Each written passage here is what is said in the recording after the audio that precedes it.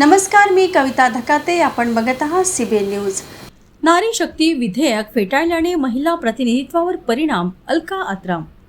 नारी शक्ती वंदन विधेयक संसदेत विरोधकांनी आपल्या मतांच्या जोरावर नामंजूर केल्याच्या पार्श्वभूमीवर आज चंद्रपुरातील एनडी हॉटेल येथे भाजप महिला मोर्चाच्या वतीने पत्रकार परिषदेचे आयोजन करण्यात आले होते. या पत्रकार परिषदेत भाजप महिला मोर्चाच्या प्रदेश सरचिटणीस अलका आत्राम यांनी विरोधकांवर जोरदार टीका केली. त्या म्हणाल्या की काँग्रेस व इंडिया आघाडीतील घटक पक्षांनी नारी शक्ती वंदन विधेयकाला विरोध करून महिलांच्या हक्कांवर गदा आणली आहे.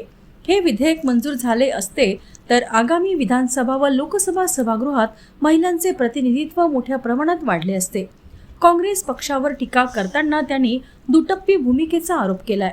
चंद्रपुरात नुकत्याच पार पडलेल्या राणी हिराई महोत्सवात काँग्रेस खासदार धानोरकर यांनी महिला असल्यामुळे माझा अपमान झाला असे वक्तव्य केले होते. मात्र दुसरीकडे संसदेत महिला आरक्षणाची गरज नाही अशी भूमिका घेतल्याचे आत्राम यांनी सांगत विरोधाभास अधोरेखित केला. या पत्रकार परिषदेत भाजप महिला मोर्चाच्या पदाधिकाऱ्यांची उपस्थिती होती.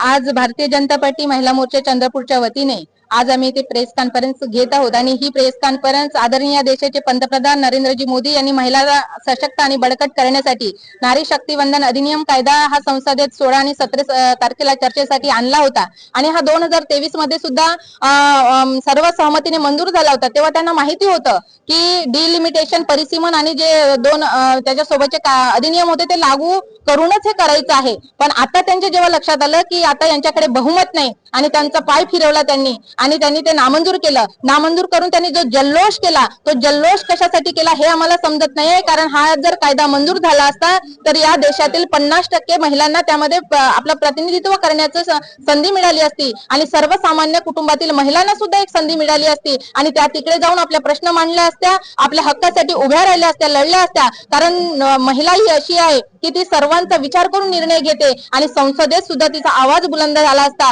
पण काँग्रेसला किंवा त्यांच्या सहकारी मित्राला हे नको आहे आणि म्हणून येणाऱ्या काळात त्यांची जागा महिला त्यांना दाखवून देतील आणि महिला त्यांना कधीच माफ करणार नाही की तो त्यांनी जल्लोष केला तो अश्रूच्या स्वरूपात या सगळ्या महिला त्यांना वापस करतील. आणि मला एवढंच सांगायचं आहे की या विभागाच्या या जिल्ह्याच्या खासदार या महिला खासदार आहेत. पण या महिला खासदारांनी सांगितलं की मी महिला आहे, मला महिला आरक्षण नकोय. पण ताई, मला तुम्हाला एवढंच सांगायचं आहे की तुम्ही महिला खासदारांच्या पत्नी म्हणून प्रतिनिधित्व करायला गेलात. जेव्हा तुमचे पती खासदार होते तेव्हा तुम्ही आमदार झालात आणि तेव्हा जर तुम्ही म्हणाला असतात की माझे पती खासदार आहेत आणि सामान्य महिलेला एखाद्याला संधी द्या तर नक्कीच आम्ही म्हणालो असतो. पण परवाचा तुम्ही विषय का राणी हिराई महोत्सव की जो राणी हिराई महोत्सव एका महिलेचा जिने इंग्रजांच्या काळात लढा दिला आणि त्या राणी हिराईचा महोत्सव असताना ताईंना आपला इगो हर्ट झाला आणि तिथे मात्र ताईंना महिला आठवली. अशी दुतोंडी काँग्रेस की जे दोन तोंडांनी बोलतं, एकीकडे म्हणते की मला आरक्षण नकोय आणि दुसऱ्या वेळी क्षणामध्ये की मी महिला आहे म्हणून माझ्यावर, मग तेव्हा त्यांना महिलांचा, अशी दुतोंडी काँग्रेस आहे. यांच्याकडून आपण काय अपेक्षा करणार आहे?